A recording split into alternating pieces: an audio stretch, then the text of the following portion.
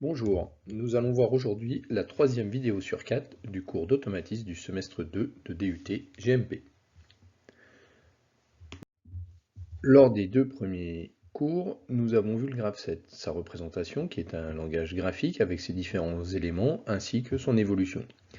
Le graph7 est donc un outil qui permet d'écrire le fonctionnement d'un système au cours du temps, son évolution. Mais comme tout outil, maintenant, on va s'intéresser à comment l'utiliser, et donc plus particulièrement comment réaliser un bon graph7, donc bien évidemment le bon étant entre guillemets.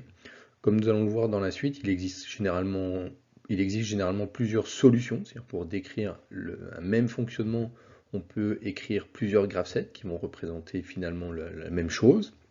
Et puis pour une même machine, parfois il existe aussi plusieurs fonctionnements pouvant répondre aux attentes du client. Nous allons donc voir un petit peu comment on fait pour réaliser un bon graph7, quelles sont les étapes principales à réaliser. Tout d'abord, une vidéo d'un système automatisé qui est disponible ici à l'IUT, qui est utilisé notamment en licence professionnelle, qui consiste à remplir et à bouchonner des flacons. Donc on voit ici l'opération de bouchonnage avec des flacons qui arrivent un par un. Le flacon arrive sans le bouchon, on dépose un bouchon blanc sur le flacon, et une fois que le bouchon a été déposé, on vient le visser. On voit en partie inférieure un système de sas qui permet en fait de gérer les arrivées des flacons les uns après les autres et de réaliser l'opération de dépose et de vissage du bouchon avec un flacon mis et maintenu en position. Puisque bien évidemment, dans le système qui est là, la dépose du bouchon et le vissage se font toujours au même endroit. Donc il est nécessaire de mettre en position le flacon et de maintenir en position le flacon. Pour ça, il faut réussir à isoler un flacon des autres pour ensuite le mettre en position et le maintenir en position. Alors, la première chose, c'est que sur ce type d'équipement, en fait, on s'aperçoit que quand on va vouloir décrire le fonctionnement à partir d'un graph7, on va pouvoir adopter différents points de vue, et donc on va pouvoir décrire le fonctionnement attendu avec un niveau de détail qui peut être différent. On va commencer par le premier point de vue qui consiste à représenter le besoin du client. Donc le client, lui, généralement, va exprimer son besoin, ce qu'on appelle l'analyse fonctionnelle d'un point de vue textuel, et on va traduire ce besoin sous forme d'un graph7 pour mettre en évidence les premières fonctions de la machine à réaliser. Donc ce point de vue système, donc qui vise à exprimer les besoins du client, est plutôt ou se rapproche en fait d'un point de vue fonctionnel. Donc si on reprend la machine qui était présentée précédemment, donc on aurait une première étape, l'étape 10, où on va isoler un flacon des autres. Ensuite, bien évidemment, la transition devrait être flacon isolé. Ensuite, on va mettre et maintenir en position le flacon. Et transition suivante, c'est flacon mis et maintenu en position. Ensuite, on va réaliser l'action déposer et visser bouchon. Et quand l'événement bouchon vissé aura eu lieu, on pourra évacuer ce flacon jusqu'à ce que ce flacon soit évacué pour revenir à l'étape initiale numéro 10. Donc là, on a les 4 grandes fonctions attendues de la machine automatisée: isoler un flacon, mettre et maintenir en position, déposer, visser le bouchon, évacuer. Maintenant, bien évidemment, une fois que l'analyse du besoin client a été faite et le graph7 point de vue système a été écrit sous forme de fonction, le bureau d'études mécaniques, pour la personne, pour l'entreprise qui conçoit une machine spéciale, le bureau d'études mécaniques va développer la partie opérative. Et donc nous, maintenant, on va s'intéresser à décrire le fonctionnement du point de vue des effecteurs, puisque bien évidemment, les effecteurs sont les éléments qui sont rajoutés aux extrémités des actionneurs pour s'adapter à la forme du produit. Je vous rappelle que les actionneurs sont des composants standards, des vérins, des moteurs qu'on achète sur catalogue, alors que pour chaque machine spéciale, le produit va être spécifique. Il faut donc adapter la forme de l'extrémité des actionneurs pour pouvoir s'adapter au produit. Donc ici, on a deux représentations, une vue 3D à droite. On va retrouver en fait en marron en dessous le convoyeur, dit un convoyeur à palette, puisqu'il est constitué de petits éléments, chacun étant en liaison pivot les uns par rapport aux autres. On a ensuite trois actionneurs, donc derrière, qui sont en bleu, avec les connecteurs pour l'air comprimé. Donc ces trois actionneurs sont trois vérins. Un premier vérin qui va en fait permettre de mettre en mouvement cette pièce qui va contenir deux doigts, donc on va nommer le doigt numéro 1 et numéro 3. Donc on a ici le nom des éléments vus du haut. On a ensuite le doigt numéro 2, puisque avec ces trois doigts, ça va permettre de constituer un système de sas. est d'isoler un flacon par rapport aux autres lorsque plusieurs flacons sont en attente pour être bouchonnés. Et puis le système qui va permettre de mettre et de maintenir en position le flacon, donc le flacon étant une forme cylindrique de révolution. La mise en position se fait par l'intermédiaire d'un V qui est fixe, ça veut dire ce V ne bouge jamais, il est fixé par rapport au bâti, et un V qui va être mobile, qui va en fait avoir un mouvement de translation pour venir pousser le flacon dans le V qui est fixe et exercer un effort pour le maintenir en position. Généralement, donc à partir de cette vue du mécanicien, donc ici on a des représentations 3D de la machine, on va simplifier la machine pour n'avoir la représentation que des éléments qui nous intéressent d'un point de vue automatisme, puisque nous ce qui nous intéresse d'un point de vue automatisme sont les éléments qui sont en mouvement et qu'on va pouvoir piloter. Quand on observe une vue 3D d'une CAO, on s'aperçoit qu'il y a beaucoup d'éléments qui n'ont pas d'intérêt d'un point de vue automatisme, qui ont un intérêt d'un point de vue mécanique.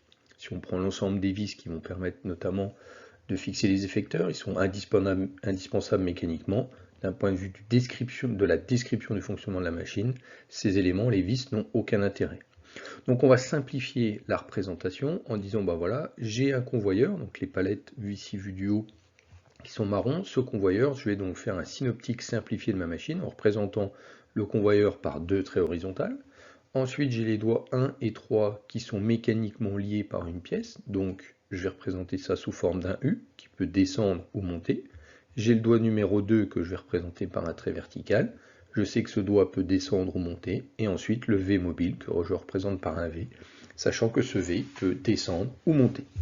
Et puis, je vais caractériser deux positions particulières qui vont m'intéresser dans la description du fonctionnement. La position P1, donc dans la première partie du SAS, et la position P2 dans la seconde partie, où va avoir lieu la mise en position et le maintien en position. Nous considérons pour la description du fonctionnement que le convoyeur fonctionne en permanence, ce qui est bien souvent le cas sur des machines automatisées où il y a plusieurs postes, puisque sur cette machine, il y a un poste de remplissage et un poste de bouchonnage, et le convoyeur fonctionne en permanence. Pour décrire le fonctionnement, ici d'un point de vue effecteur, eh bien, on va utiliser le synoptique, et sur le synoptique, on va à chaque fois rajouter l'action qui doit être réalisée par une flèche rouge et complétée par l'événement qui caractérise la fin de cette action. Donc nous partons d'une situation initiale qui a été définie avec le U, donc c'est-à-dire le doigt 1 et 3 baissé, le doigt numéro 2 relevé et le V mobile rentré. La première action consiste à attendre l'arrivée d'un flacon, puisqu'on part initialement a priori avec un système qui est vide. Donc l'événement qui va caractériser la fin de cette action sera la présence d'un flacon en P1.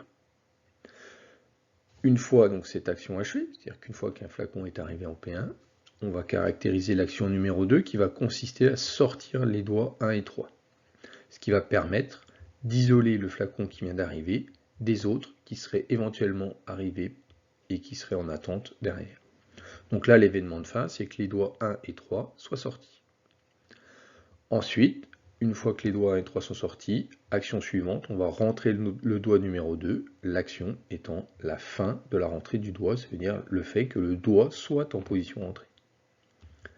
Action suivante, on va attendre que le flacon qui était en position 1 passe en position 2. L'événement de fin, c'est que on a présence d'un flacon en position P2. Action suivante, on sort le V mobile, ce qui va permettre de faire la mise en position et le maintien en position, avec un événement de fin, que le V mobile soit sorti. On aura bien évidemment une action de déposer le bouchon. Cette action est une action complexe, mais dans un premier temps, on peut la résumer par une simple action, et on fera appel à un moment donné, on va dire, à un sous-graph-set pour réaliser cette action complexe. L'événement de fin, c'est que le bouchon soit déposé et vissé. Une fois que cette action est terminée, on réalisera une nouvelle action qui consiste à rentrer le V mobile, qui prendra fin lorsque le V mobile sera en position rentrée. On sortira alors, la nouvelle action consistera à sortir le doigt numéro 2, et on attendra que le doigt numéro 2 soit sorti. Ensuite, l'action suivante consistera à rentrer les doigts 1 et 3, et d'attendre qu'ils soient rentrés. Et pour finir, on va attendre l'évacuation du flacon, et la fin de cette action sera caractérisée par le fait que le flacon est évacué du poste de bouchonnage. On constate ici que la partie opérative les effecteurs sont revenus dans la même position que lors de la première étape. Ça veut dire quoi? Ça veut dire qu'on a trouvé un cycle, puisqu'on a ramené en fait les doigts 1 et 3 en position baissée, le V mobile en position baissée et le doigt numéro 2 en position sortie. Voilà, donc dans un premier temps, pour décrire le fonctionnement de la machine, ce qu'on est en train de faire, c'est qu'on décrit le fonctionnement de la partie mécanique et ici des effecteurs. Alors bien évidemment, j'utilise ici pour plus de simplicité un synoptique, sauf que pour vérifier que les actions puissent être réalisées, il faut bien évidemment disposer du modèle 3D de cette partie opérative ou de la machine réelle qui va permettre de vérifier les éventuelles collisions, c'est-à-dire les mouvements qui pourraient être interdits au niveau des effecteurs, de manière à préserver le produit, à préserver les effecteurs, à préserver l'opérateur. Donc une fois qu'on a réussi comme ça à décrire sous forme on va dire d'un synoptique animé l'ensemble du fonctionnement attendu du point de vue des effecteurs, il reste à traduire sous forme d'un graph-set ce fonctionnement. Cette étape est relativement simple puisqu'on a considéré à chaque fois une action et un événement de fin. Donc on va associer à une action et un événement de fin une étape.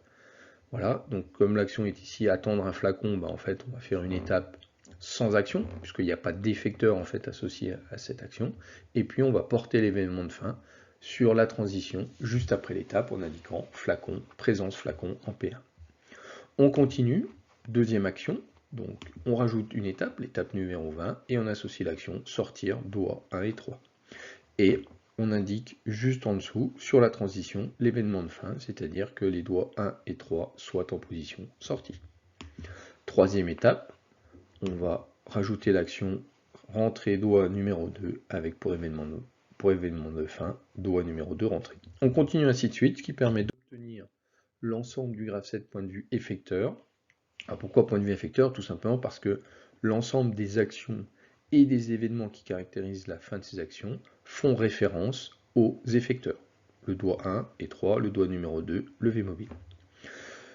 Maintenant qu'on a décrit ce fonctionnement du point de vue des effecteurs, on va pouvoir passer au point de vue suivant, qui est le point de vue actionneur. Alors comment fait-on ça? De manière assez simple. Donc, on va prendre le graph set qu'on vient d'écrire point de vue effecteur, et on va s'intéresser aux liaisons mécaniques qui relient les effecteurs aux actionneurs. Pour la machine qui nous intéresse ici à titre d'exemple, ces liaisons sont toutes des liaisons complètes, c'est-à-dire qu'à un mouvement d'un effecteur va correspondre un et un seul mouvement de l'actionneur, et inversement. Donc de manière assez simple, on s'aperçoit ici que bien évidemment pour faire sortir les doigts 1 et 3, donc c'est le doigt qui est à droite et celui qui est à gauche, il faut faire sortir le vérin 3 à 30. Donc cette fois-ci on vient compléter en fait notre modèle 3D en considérant les vérins et leurs références. Pour rentrer le doigt numéro 2, il s'agit de rentrer le vérin 3 à 3. Pour sortir le V mobile, il s'agit de sortir le vérin 4 à 4. Pour déposer le bouchon, là, c'est un mouvement complexe, une action complexe qui ne va pas avoir lieu uniquement avec un seul actionneur, mais qui va nécessiter plusieurs actionneurs et donc un sous-graph set. Donc là, on mettra en place un mécanisme d'appel-réponse. Donc on va avoir une étape 60 qui va être une étape sans action d'un point de vue actionneur, mais qui va permettre de faire appel à un autre graph set qui réalisera ces actions. La seule chose qui nous intéresse dans le graph set ici de gestion du SAS, c'est de s'assurer que le bouchon a été déposé et vissé. Une fois que ça est fait, on va rentrer le vérin 4 à 4.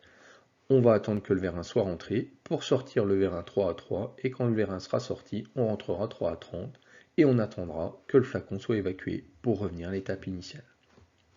On obtient ici le graph set point de vue partie opérative, c'est-à-dire le graph set qui décrit les mouvements des actionneurs, puisque cette fois-ci, je ne fais référence qu'à mes vérins, à l'état des vérins et éventuellement à l'état des flacons, puisque les deux fois où il est fait référence au flacon, donc ici, présence flacon en P1, présence flacon en P2, flacon évacué, ou bouchon déposé, qui est aussi une partie du produit, c'est parce que mes actionneurs n'ont pas un effet direct, le mouvement des actionneurs n'est pas associé directement à un de ces événements. L'arrivée d'un flacon, en P1 par exemple, est liée au fait que, effectivement, qu'on ait fait un certain nombre d'actions, mais également qu'un flacon ait été déposé sur le convoyeur.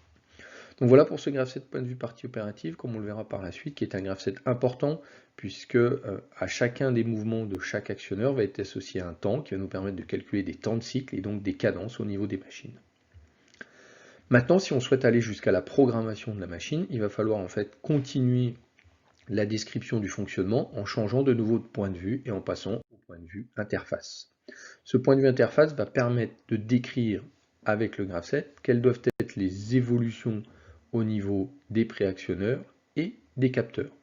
Puisque bien évidemment, l'interface se constitue des capteurs et des préactionneurs, et donc on va avoir besoin du plan de situation des capteurs, savoir où sont situés les capteurs et quelle information ils me délivrent. Et ensuite, en fonction de mes actionneurs, en fonction de leur technologie, j'aurai besoin soit des schémas pneumatiques, si c'est des actionneurs pneumatiques, soit des schémas hydrauliques, soit des schémas électriques. Donc là, on va considérer quelle est la technologie de nos actionneurs, comment ces actionneurs sont commandés pour pouvoir écrire ce graph7 point de vue interface. Bien évidemment, ce qui me sert de référence, c'est le graph7 point de vue partie opérative qui me fixe quels doivent être les mouvements à réaliser du point de vue des actionneurs. Alors comme indiqué là, on a une diapositive qui est un peu plus chargée puisqu'on va faire référence non plus uniquement à un modèle 3D mais à des schémas et notamment là à des schémas pneumatiques. Alors on s'aperçoit que du point de vue partie opérative, il n'y a pas d'action, ça veut dire qu'on est en attente de l'arrivée d'un flacon.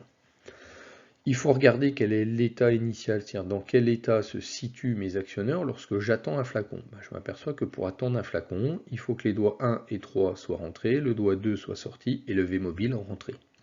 À partir de là, je vais pouvoir faire l'analyse de mes schémas pneumatiques et me poser la question, est-ce que j'ai des actions à réaliser ou pas sur les commandes de mes distributeurs? Puisque c'est ça qui va m'intéresser, c'est d'écrire comment je pilote mes distributeurs.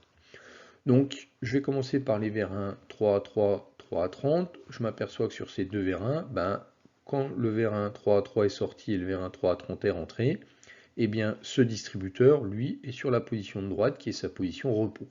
Ça veut dire que pour avoir le doigt numéro 2 sorti, le doigt 1 et 3 rentrés, je ne dois pas alimenter la bobine ici Y3, puisque le distributeur doit être dans cette position, sachant que par défaut sur ce type de schéma pneumatique, lorsqu'on a trois lignes comme ça représentées en bas du schéma, la ligne du haut est un échappement, la ligne du milieu est la source de pression, la ligne du bas est le deuxième échappement. Donc on s'aperçoit que dans la position de droite du distributeur 3V7, on place bien le V1 3 à 3 en position sortie et le V1 3 à 30 en position rentrée, c'est ce qu'on souhaite. En revanche, ce qu'on souhaite, c'est aussi que le V mobile soit rentré. Et donc le V mobile est lié au V1 4 à 4, ce qu'on a vu précédemment, et pour que le V mobile soit rentré, on s'aperçoit que le V1 4 à 4 est ici.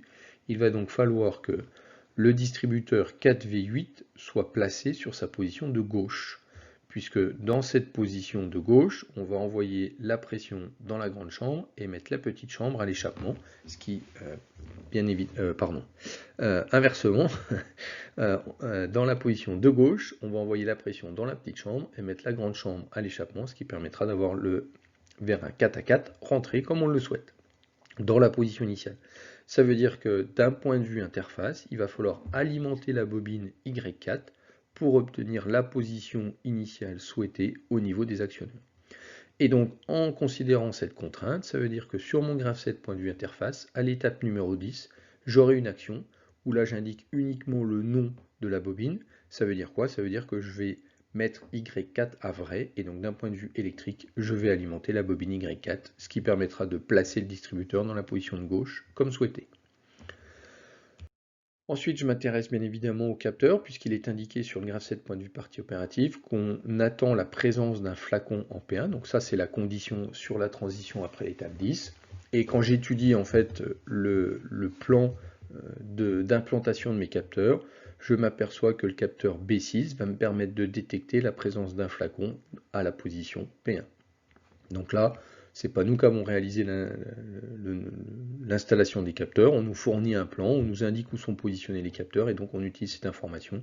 Ça veut dire que sur mon graph7 point de vue interface, je vais attendre que la variable B6 soit vraie. Alors bien évidemment, là pour écrire ça, ça nécessite quand même de faire une vérification sur la machine, c'est-à-dire que le capteur est vrai quand un flacon est présent, le capteur est faux quand il n'y a pas de flacon. Et à ce moment-là, sur ma transition, j'écris B6 en faisant référence au nom du capteur. Je continue, puisque pour l'action suivante, ce que je souhaite, c'est sortir le V1 3 à 30. Et donc pour sortir le V1 3 à 30, je m'aperçois qu'il va falloir piloter la bobine Y3.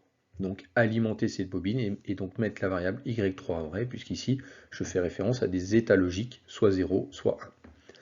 Donc je vais rajouter à l'étape 20 une action sur y3, sachant que dans mon graphe 7 point de vue partie opérative, je n'ai pas d'action concernant en fait le V1 4 à 4. C'est-à-dire que le V1 4 à 4 doit conserver sa position. Et pour que le V1 conserve sa position, comme ici on a un distributeur monostable, deux positions, une commande à ressort à droite, une commande électropneumatique à gauche, ça veut dire qu'il faut maintenir l'alimentation de la bobine Y4 et donc d'un point de vue logique, maintenir Y4 à vrai. Donc associé à cette étape 20, d'un point de vue interface, j'ai donc deux actions, Y3, Y4.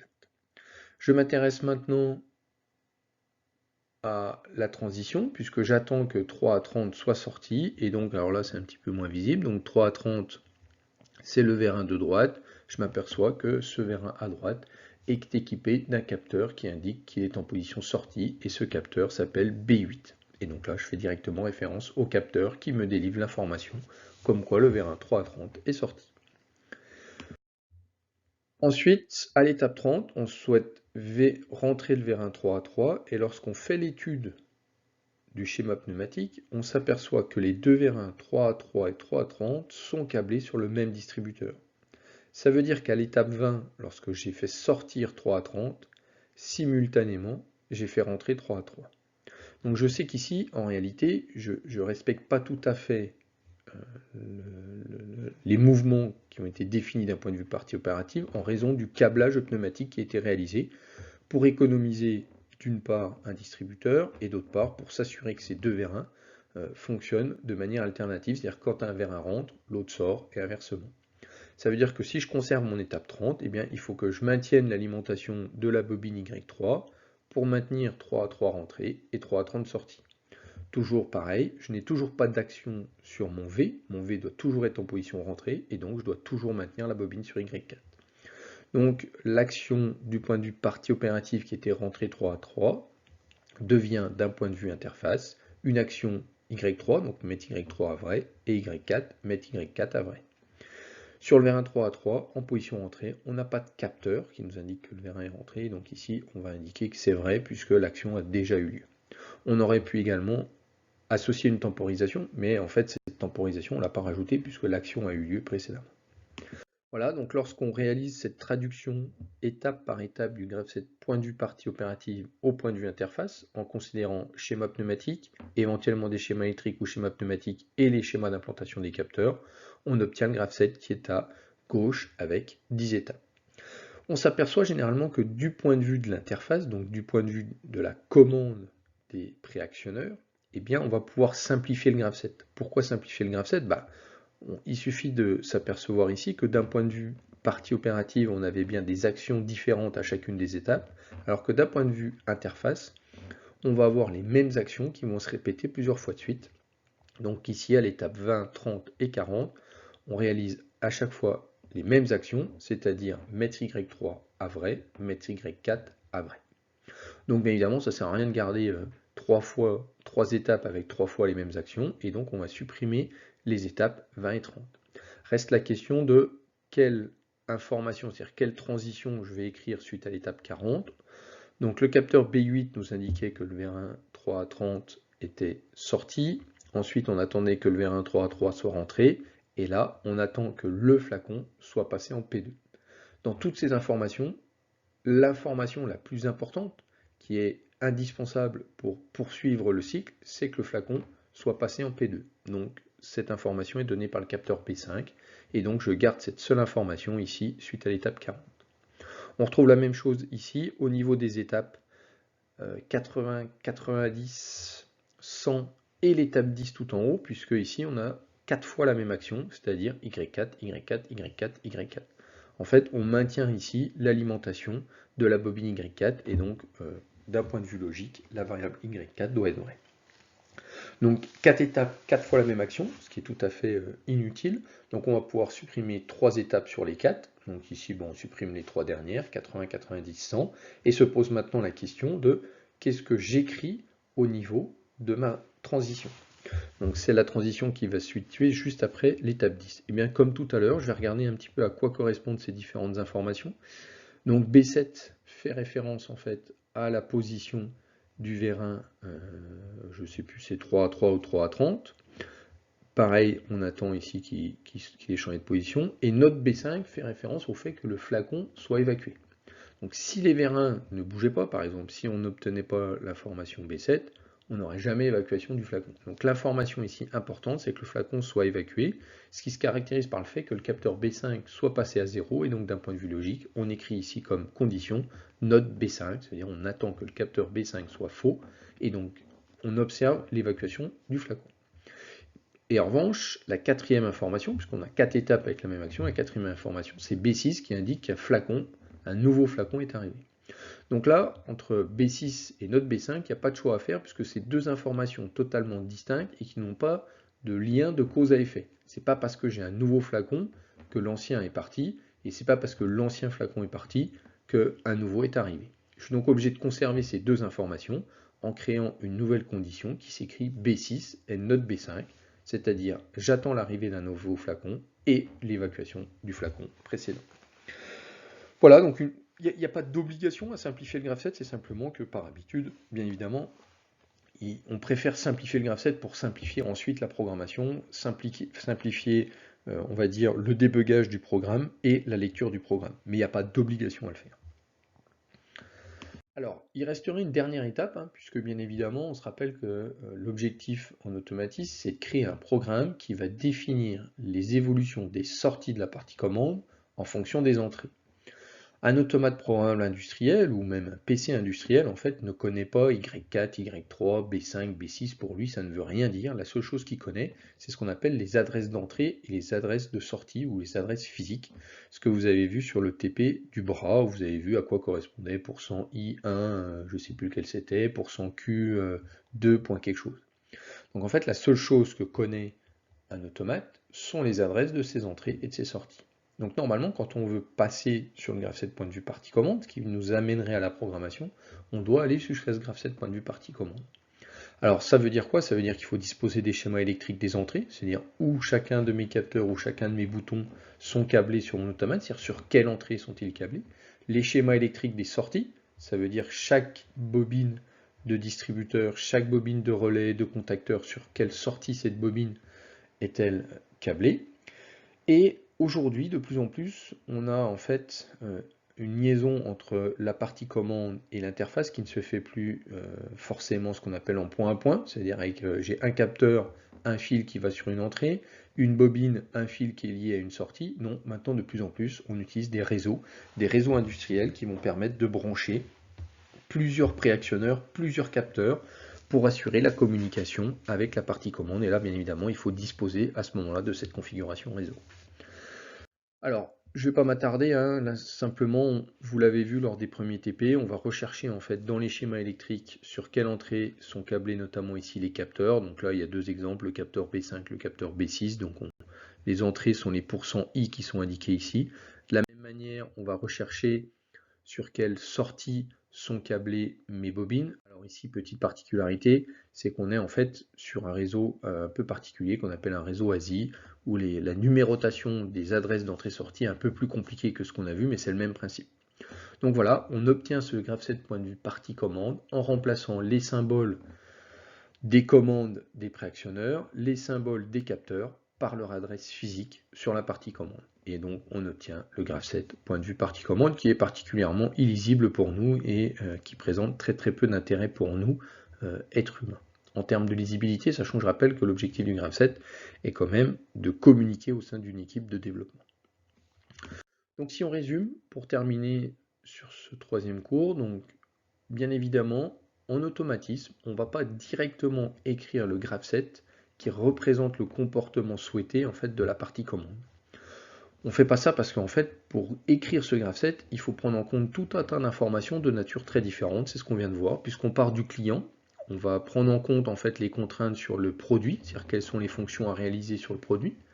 Ensuite, une fois que la partie mécanique de la machine a été réalisée, on va décrire au cours du temps les mouvements des effecteurs pour arriver à la description du mouvement des actionneurs au cours du temps. Donc pour ça, on va s'intéresser pour l'écriture du graph 7 point de vue effecteur, pour l'écriture du graph 7 point de vue PO, on va s'intéresser à la partie opérative qui peut être soit réel, soit son modèle 3D si on est en cours de développement. L'objectif, bien évidemment, ici, étant d'assurer les fonctions sur le produit qui ont été définies précédemment et de préserver la machine, c'est-à-dire respecter les règles de sécurité, éviter les collisions entre les effecteurs, entre les actionneurs, ne pas détériorer le produit et préserver la sécurité de l'utilisateur.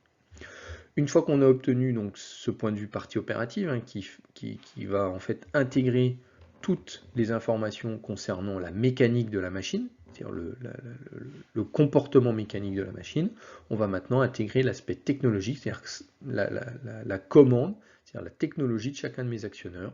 Si j'ai des actionneurs électriques, pneumatiques ou hydrauliques, il va falloir me référer à leur schéma pour pouvoir déterminer comment je dois piloter le préactionneur pour arriver au point de vue interface.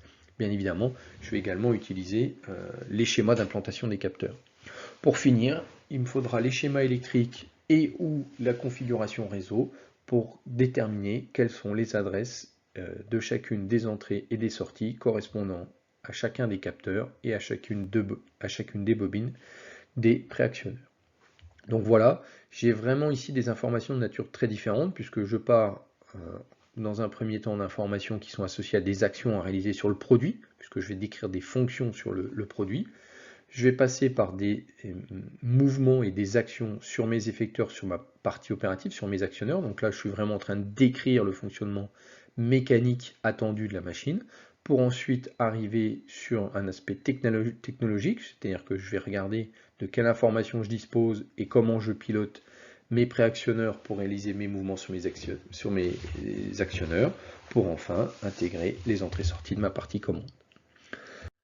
Alors si on résume, hein, on s'aperçoit quoi? On s'aperçoit que finalement, si vous revenez en arrière, vous allez vous apercevoir que les graphes point de vue effecteur et point de vue partie opérative ont la même structure, c'est-à-dire qu'ils ont les mêmes étapes, les mêmes actions et les mêmes transitions, les mêmes réceptivités. Une raison simple à cela, c'est que dans 99% des cas, à un mouvement d'un effecteur correspond un et un seul mouvement d'un actionneur. Alors il existe des systèmes de transmission mécanique un peu plus compliqués, hein. Il y a certains fabricants qui sont même fait une spécialité, c'est-à-dire d'avoir un seul moteur qui va générer en fait une multitude de mouvements différents, complexes, via des cams par exemple, des arbres à cams, ce qui n'est pas notre cas ici, et ce qui est de plus en plus rare. Donc de plus en plus, on est sur un mouvement d'effecteur, un mouvement d'actionneur. Donc on a deux graph-sets avec la même structure, donc en réalité il n'y a pas d'intérêt d'écrire ces deux graph-sets, et généralement on écrira plutôt le graph-set point de vue partie opérative. Ce graph-set intègre donc l'ensemble des contraintes mécaniques associées à la machine. Enfin, ce qu'on a vu, c'est que le graph-set point de vue interface et le graph-set point de vue partie commande ont aussi la même structure, c'est-à-dire les mêmes étapes, les mêmes actions, les mêmes transitions. Pour une raison simple, c'est qu'un capteur est câblé sur une et une seule entrée, ou est associé à une et une seule entrée, et une bobine d'un préactionneur, que ce soit un distributeur, un contacteur, un relais, une bobine est associée à une et une seule sortie, et inversement. De la même manière, on a deux graph-sets ayant la même structure, il n'y a aucun intérêt à écrire les deux, surtout que le graph-set point de vue partie commande est particulièrement illisible pour nous. Donc on ne va retenir que le graph-set point de vue interface. Donc au final de ces 5 points de vue, on arrivera à uniquement 3, c'est-à-dire un graph-set point de vue système qui va décrire les fonctions à réaliser sur le produit, un graph-set point de vue partie opérative qui va décrire les mouvements attendu des vérins pour réaliser les fonctions définies précédemment sur le produit, et ensuite le graph-set point de vue interface qui nous servira à programmer l'automate. Voilà, chacun de ces graph-sets bien évidemment être important. Le dernier pour la programmation, bien évidemment.